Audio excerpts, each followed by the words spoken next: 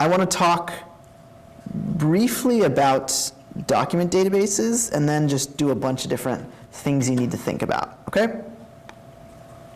So we just talked about a model that's very, very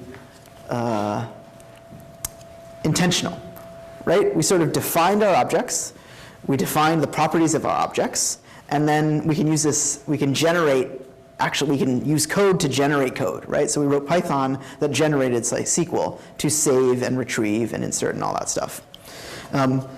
That's kind of a pain in the rear, right? Like the modeling is very rigid, you sort of need to use this fancy way to talk to stuff. It turned out that that had a lot of overhead. So people came up with this idea of what they call, well, they called it a bunch of things, but I like the term document databases.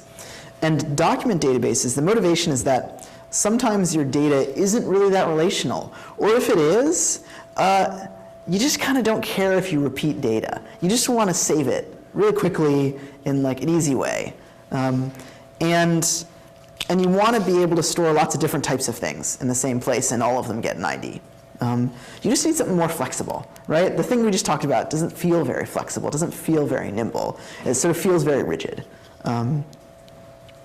So what are some of the use cases that make this useful? This list is a pretty good list of when you want to think about document databases.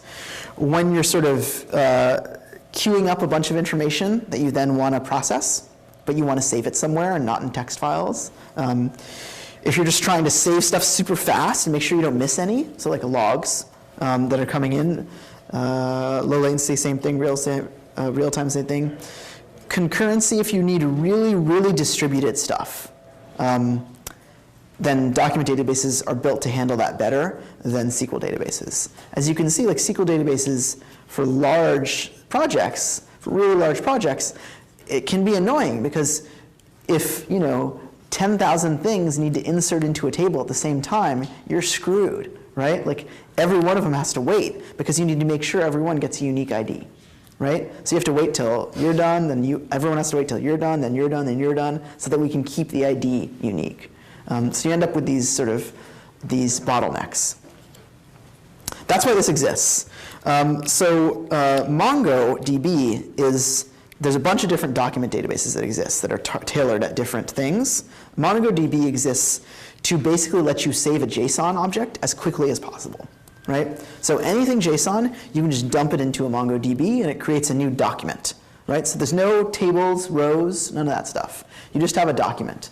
And in this model, a document is JSON. So just to remind you, JSON looks like this.